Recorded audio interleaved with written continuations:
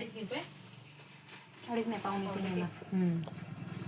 हे बघा इथून इथं 3:45 आहे गळा रुंदी आपली. ठीक आहे, इथून इथं उतारा पण 3 घेतलाय म्हणजे बॉक्स करून घेतलाय असा सेम. ओके, तर त्याच्यानंतर मी काय केलं, हे असा आकार काढून घेतलाय आणि आपल्याला थेंबाचा गळा करायचा आहे. गळा उंची आपली 8.5 आहे तयार. 8 आहे तयार, पण मी 8.5 घेतली. अर्धा इंच शिलाईसाठी. हे बघा, हे असं कटिंग मारून घ्यायचं.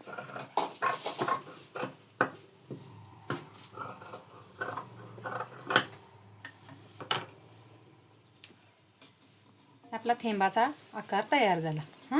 आता काय करायचं, हे कापड आहे तर हे कापड आपण ठेवून असं घ्यायचं ब्लाऊज पिसाचं. आता पिना लावून घ्यायच्या याला अशा.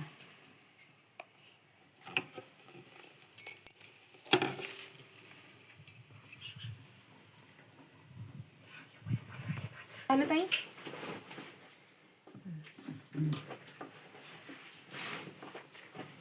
आता थेंबाचा आकार आपल्याला तयार करायचा आहे.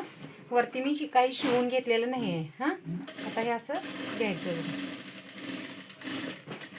साधारणतः अर्धा इंचाचा आकार असा राहायला पाहिजे.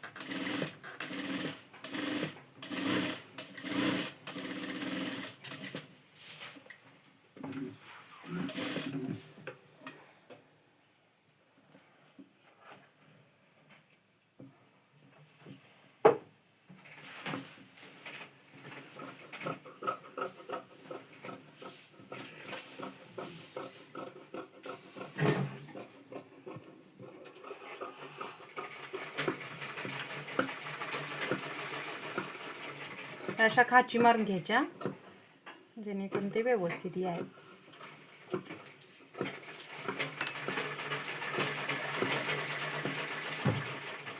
आता हा थेंबाचा आकार आहे. बघा इथून इथे मी असं कट मारून घेतले. पिना काढून घ्यायच्या आणि हा गळा फक्त पलटी मारून आत घ्यायचा. हे बघा,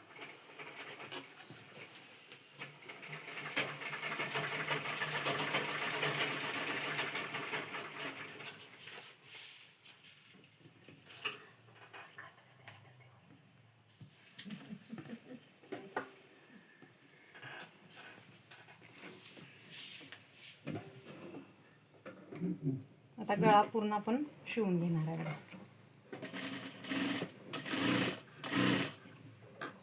गळ्याचा आकार शिवताना फक्त काळजी घ्यायची की बाबा आपलं अस्तरचं कापड ते गळ्याच्या बाहेर दिसायला नसावं, जेणेकरून आपलं फिनिशिंग बदलणार नाही.